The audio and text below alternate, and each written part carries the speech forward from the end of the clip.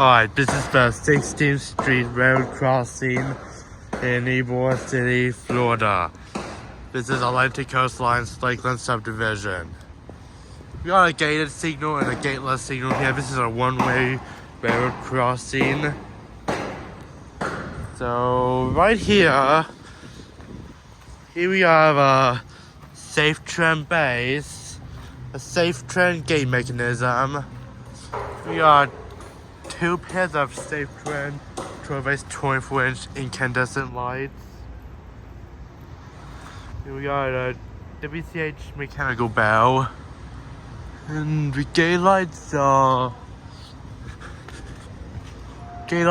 NEG LED gate lights. Now we have a signal here. Here we go. Okay, so this has a WCH base, and it's got two pairs of safe trend 12-inch 24-inch lights with WCH LEDs.